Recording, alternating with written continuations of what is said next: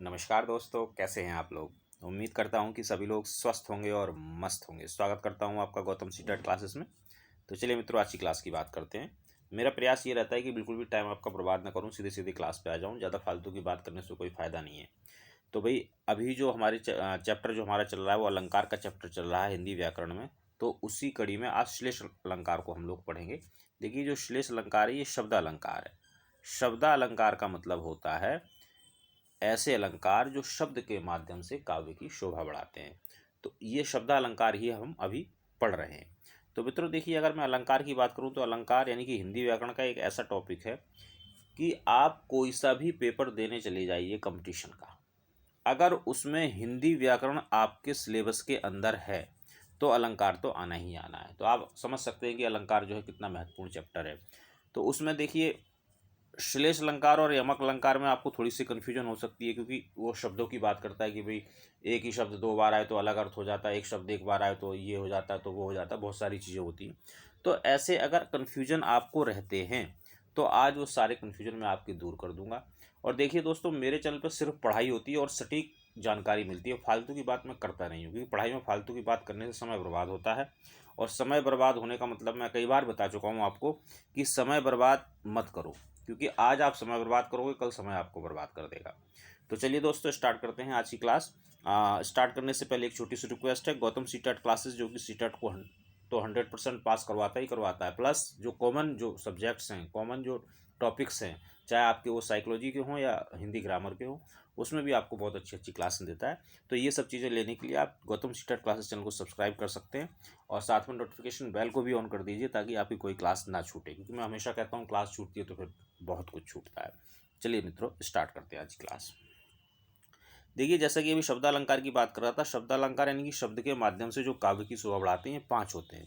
तो इसमें अनुप्रास अलंकार जिसके 5 भेद थे, ये हम पढ़ चुके हैं। यमक अलंकार ये मैंने आपको पढ़ा दिया। आज हम पढ़ेंगे श्लेष अलंकार। श्लेष अलंकार पढ़ेंगे, इसके उदाहरण देखेंगे और इसे बहुत अच्छे से समझने का प्रयास करेंगे। और यमक अलंकार और श्लेष अलंकार में क्या, श्लेष अलंकार के अंदर क्या फ़र्क है, कैसे उसको हम आइडेंटिफाई करेंगे, कैसे पहचानेंगे, इन चीज़ों के बारे में बात करेंगे। इसके बाद शब्दालंकार 2 रह जाएंगे और ये दोनों के दोनों ही मैं कल की क्लास में खत्म कर दूंगा। तो इस तरह से आपकी जो शब्दालंकार हैं वो सारे हो जाएंगे। इसके बाद अर्थालंकार की बात करेंगे। तो चलिए मित्रों, स्टार्ट करते हैं। श्लेष श्लेष अलंकार, जहां एक शब्द अनेक अर्थों में प्रयुक्त होता है। एक तो इसकी ये परिभाषा, यानी कि शब्द तो एक ही होता है पर अर्थ अनेक होते हैं। तो आप इसको ऐसे याद कर सकते हो, शब्द एक अर्थ अनेक, यही है श्लेष। देखो कितना आसान है, शब्द एक अर्थ अनेक, यही है श्लेष। ऐसे इसको याद कर लो। अब श्लेष देखो, अगर हम शाब्दिक अर्थ की बात करें तो श्लेष का मतलब होता है चिपका हुआ या मिला हुआ, यानी कि एक शब्द होता है और उसमें दो दो अर्थ चिपके हुए होते हैं, यानी कि मिले हुए होते हैं। तो ये होता है आपका श्लेष अलंकार। याद करने का तरीका मैंने आपको बता दिया, शब्द एक अर्थ अनेक, यही है श्लेष। शब्द एक अर्थ अनेक, यही है श्लेष। बार बार इसलिए कह रहा हूँ कि इसको आपको मैं अभी के अभी याद करा दूंगा।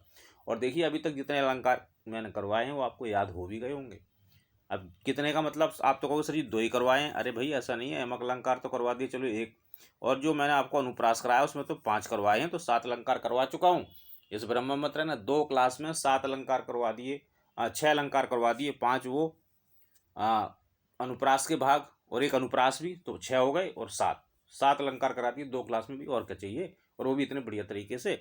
तो मित्रों, यहाँ रहोगे तो आपको बढ़िया जानकारी मिलेगी, सटीक जानकारी मिलेगी और बहुत अच्छा मटेरियल मिलेगा। ऐसा मटेरियल मिलेगा जो आपको एक बार में ही याद हो जाएगा। अब इसको आप ढंग से याद कर लो, शब्द एक अर्थ अनेक, ये है श्लेष। चलिए अब इसके हम उदाहरण से समझेंगे, क्योंकि चीज़ें तभी समझ में आती हैं जब हम उदाहरण की बात करते हैं। देखिए, जे रहीम गति दीप की, कुल कपूत गति सोए, बारे उजियारो करे, बढ़े अंधेरो होए। अब देखो, यहाँ पे एक शब्द आया बड़े। यहाँ पे क्या है, यहाँ पे अर्थ छुपा हुआ है। शब्द तो एक ही है लेकिन इसके अर्थ 2 हैं। अब कैसे हैं, समझो जरा इसको। जे रहीम गति दीप की, दीप यानी कि दीपक, कुल कपूत गति सोए, कुल के अंदर अगर कोई कपूत पैदा हो गया है, यानी कि ऐसा बच्चा पैदा हो गया जिसमें अवगुण है ना, जो ढंग से नहीं चलता, माँ बाप की बात नहीं मानता, माँ बाप कहते हैं पढ़ ले और वो पढ़ता नहीं, खेलता है, उल्टे सीधे काम करता है, लड़कियां छेड़ता है, फिर घर पे आके पिटता है, बाहर भी पिटता है। ये कपूतों के काम है ये, है ना, जो माँ बाप की बात नहीं मानते। तो अब ये दो की बात कर रहा है। अब दो की बात में उसने दो लोगों की बात एक ही शब्द में कह दी। कैसे? जे रहीम गति दीप की, रहीम साहब का दोहा है ये। कुल कपूत गति सोए, बारे उजियारो करे, बढ़े अंधेरो होए। अब देखो, बारे उजियारो करे यानी कि दीपक और कपूत, इन दो की क्या विशेषता है? बारे उजियारो करे यानी कि जब शुरू में जब हम जलाते जैसे दीपक जब जलाते हैं ना, तो क्या करता है? उजाला करता है। ऐसे ही कपूत जो होता है जब पैदा होता है तब क्या है? तब तो वो उजाला ही करता है, तो क्योंकि पता ही नहीं होता कि भाई ये बाद में कपूत बन जाएगा। बच्चा जब पैदा हुआ तो पता थोड़ी चलेगा क्या कपूत बनेगा सपूत। लेकिन जब वो पैदा बारह यानी कि उत्पत्ति जब हुई, बारह का मतलब यानी दीपक को बारह यानी दीपक उत्पत्ति हुई दीपक की, तो क्या करेगा? उजाला करेगा। ऐसे ही बच्चा यानी कि जो कपूत पैदा होगा, जब पैदा होगा तो क्या करेगा? उजाला। उजाले का मतलब उल्लास आएगा, हाँ भाई हमारे घर पर लड़का पैदा हुआ, हमारे घर पर लड़का पैदा हुआ। पर आगे क्या होता है? बढ़े। बढ़े का मतलब यहाँ पे दो अर्थ हैं। एक तो है बुझना, यानी कि दीपक जब बुझ जाता है तो क्या होता है? अंधेरा। और जब कपूत बढ़ता है यानी कि बड़ा होता है, इंक्रीज होता है, उसकी आयु बढ़ती है, तो वो क्या करता है? वो भी तो वही काम करता है, अंधेरा ही तो करता है भाई। माँ बाप का नाम डुबो देता है। कहने का मतलब ये है, जब माँ बाप का नाम डुबो रहा है तो उसका मतलब कपूत है। अब देखो कवि ने कैसे इसको प्रयोग किया, एक बार और समझाता हूँ। जे रहीम गति दीप की, कुल कपूत गति सोए, बारे उजियारो करे, बढ़े अंधेरो होए। अब ये जो बढ़े है ना, ये एक दो बार यूज हुआ, एक तो दीपक के लिए और एक कपूत के लिए। अगर दीपक बढ़ जाए तो क्या होगा? अंधेरा। कपूत बढ़ जाए तो क्या होगा? अंधेरा। यानी कि शब्द तो एक और अर्थ अनेक। ये यशलेश ढंग से याद कर लो। शब्द एक, अर्थ अनेक, यही है श्लेष। एक ही शब्द में दो अर्थ निकाल दिए।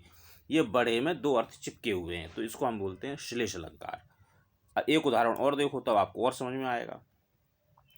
रावण सर सरोज वनचारी, चली रघुवीर सिली मुखधारी।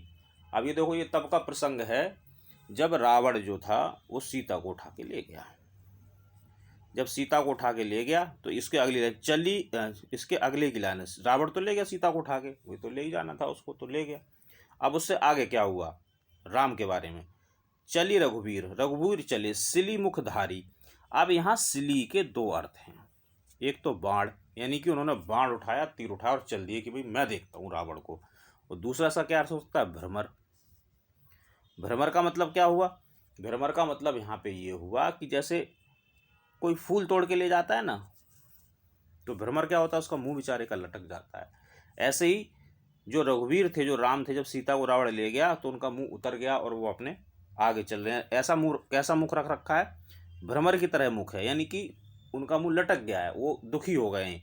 और दूसरा अर्थ इसका क्या है? सिली यानी कि बाण, यानी कि उन्होंने बाण उठाया और चल दिए रावण को मारने के लिए। तो यहाँ पे एक जो सिली है उसके दो अर्थ लिए गए, एक तो बाण और एक भ्रमर के लिए इसका अर्थ प्रयोग हुआ है।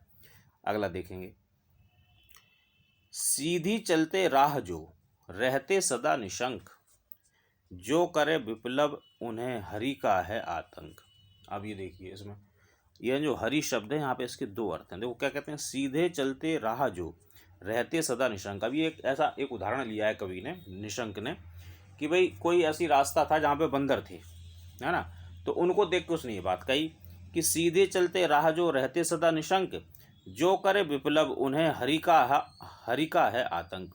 यानी कि जो कोई गड़बड़ करता है, जैसे मान लो रास्ते में जा रहा है, किसी ने डंडा लेकर रखा, बंदर को मार दिया, तो फिर से बंदर से डर लगेगा। हरि का मतलब यहाँ बंदर, यानी बंदर। जैसा आपने देखा होगा, आप लोग जाते हो वैष्णो देवी, अगर कभी गए हो तो वहाँ बड़े बंदर हैं, और आप वहाँ डंडा लेके जाना पड़ता है ना, डंडा लेके जाते हैं ना, तो वो डंडा जैसे आप बंदर को दिखाओगे, बंदर हालांकि आप दिखा तो रहे होते, लेकिन डर आपको भी लगी रहा होता है कि यार ये कहीं काट कूट डालने मेरा सामान ना ले जाए। लेकिन अगर आप सीधे चलते रहो, उनकी तरफ ध्यान ना दो, तो कोई डर की बात ही नहीं है।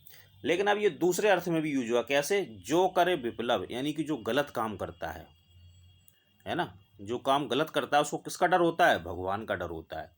तो अब यहाँ पे इस वाली लाइन में हरि के दो अर्थ लिए गए।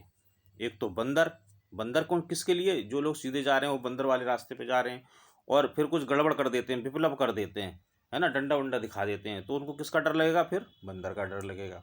और जो लोग गलत काम करते हैं उनको किसका डर लगेगा? भगवान। तो यहाँ पे हरि के दो अर्थ हो गए, शब्द एक अर्थ अनेक, यही है श्लेष। याद कर लो भाई। और देखो एक उदाहरण से और समझाता हूँ। सुबरन को ढूंढत फिरे कवि व्यभिचारी चोर, ये एक लाइन है, इससे ऊपर भी एक लाइन है लेकिन ये सिर्फ यही लिख दिया मैंने। सुबरन यानी कि जो अच्छा है। अब अच्छे को कौन कौन ढूंढता है? कवि, व्यभिचारी और चोर। तो इसका मतलब कि ये शब्द तो एक ही है, लेकिन कवि के लिए, व्यभिचारी के लिए और चोर के लिए इस सुबरन का अर्थ अलग अलग है। यानी कि शब्द एक अर्थ अनेक, यही है श्लेष। याद हो जाएगा। अब देखो क्या, सुबरन, कवि के लिए सुबरन क्या है? अच्छा क्या है? अच्छे शब्द, तभी तो उसकी अच्छी कविता बनेगी, अच्छे शब्द। और व्यभिचारी, व्यभिचारी वो लोग होते हैं जैसे जो लड़की वड़की छेड़ देते हैं ना, वो व्यभिचारी है, गलत काम करते हैं। तो वो, उसके लिए सुबरन का क्या मतलब? कोई सुंदर सी लड़की मिल जाए, उसे छेड़ने के लिए, उसका पीछा करने के लिए 4-5 दिन उसका टाइम पास हो जाए। और चोर के लिए सुबरन क्या है? सोना मिल जाए उसको, सोना मिल जाए, उसके मजे आ जाएंगे। तो देखिए यहाँ सुबरन का जो अर्थ है, 3 अर्थ हैं। कवि के लिए तो अच्छे अक्षर, अच्छे शब्द, व्यभिचारी के लिए सुंदर कन्या, सुंदर लड़की, और चोर के लिए सुबरन का मतलब सोना या कुछ ऐसा कीमती सामान किसी के यहाँ से चोरी करने को मिल जाए। तो शब्द एक अर्थ अनेक, यही है श्लेष। पानी गए ना उबरे मोती मानस चून, पानी गए ना उबरे मोती मानस चून। अब पानी का देखो, मोती के लिए अलग अर्थ है, मानुष के लिए अलग अर्थ है और चून के लिए अलग। इससे पहले भी है, रहीमन पानी राखिए बिन पानी सब सून, और पानी गए ना उबरे मोती मानस चून। ऊपर की लाइन मैंने हटा दी क्योंकि इससे ही काम चल जाएगा अपना। अब देखो इस पानी का क्या मतलब है? मोती के लिए पानी का मतलब है चमक, यानी कि अगर मोती की, यहाँ देखिए, मोती का मतलब है पानी, मोती का पानी क्या है? चमक। मनुष्य का पानी क्या है? इज्जत।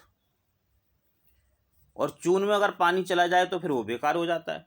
तो इसका अलग अर्थ हो गया, संकट ही हो गया चून के लिए। तो देखा जाए भाई, पानी यानी मोती की अगर चमक चली जाए तो वो यूजलेस। पानी अगर मनुष्य का चला जाए, इज्जत चली जाए, तो वो बिल्कुल बेइज्जत हो जाता है, वो भी यूजलेस। और पानी अगर चून के अंदर जरूरत से ज़्यादा चला गया तो वो चून यानी कि आटा, यूजलेस। तो यहाँ एक पानी के 3 अर्थ आ रहे हैं, यानी कि शब्द एक अर्थ अनेक, यही है श्लेष। अब तो समझ में आ ही गया होगा भाई। अब देखो, अब होती है कन्फ्यूजन, किसमें? यमक और श्लेष में। तो अब ये कन्फ्यूजन भी दूर कर लो, बहुत आसान है। यमक अलंकार यानी कि अलग अलंकार, यानी कि शब्द तो एक ही होता है, एक शब्द 2 बार आता है। देखो यहाँ पे भी एक शब्द है, यहाँ पे भी शब्द है, दोनों जगह शब्द है। लेकिन फ़र्क क्या है? यहाँ जो शब्द है एक बार नहीं आएगा, कम से कम 2 बार आएगा, 2 से ज़्यादा 3 बार भी आ सकता है, लेकिन श्लेष में एक ही बार आएगा। तो एक शब्द 2 या 2 से अधिक बार आए और अर्थ अलग अलग हों। एक शब्द है 2 बार आएगा लेकिन उसके अर्थ अलग अलग होंगे। और यहाँ क्या है? शब्द एक अर्थ अनेक, यही है श्लेष। शब्द यहाँ पे एक होगा, उसके अर्थ अलग अलग होंगे, अनेक अर्थ होंगे। तो दोनों ही कहानी एक जैसी है कि शब्द एक होता है लेकिन अर्थ अनेक होते हैं दोनों में, है ना।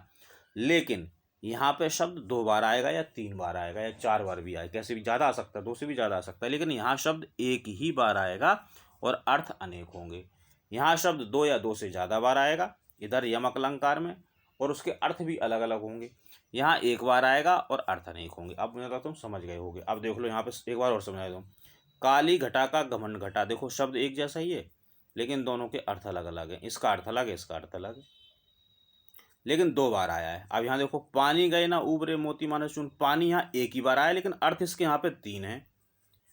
यहाँ पे घटा घटा दोनों एक जैसे हैं लेकिन अर्थ इनके 2 अलग अलग अर्थ हैं दोनों के। तो अर्थ तो अनेक हो सकते हैं, अर्थ अलग अलग हो सकते हैं, बस फर्क इतना ही है कि यहाँ ये जितनी बार आएगा उतनी बार अलग अलग अर्थ होगा यमक अलंकार में। श्लेष अलंकार में आएगा एक ही बार लेकिन अर्थ कई हो सकते हैं उसके। दोबारा समझो एक बार, जब तक समझ नहीं लोगे छोड़ूंगा नहीं, समझ गए ना।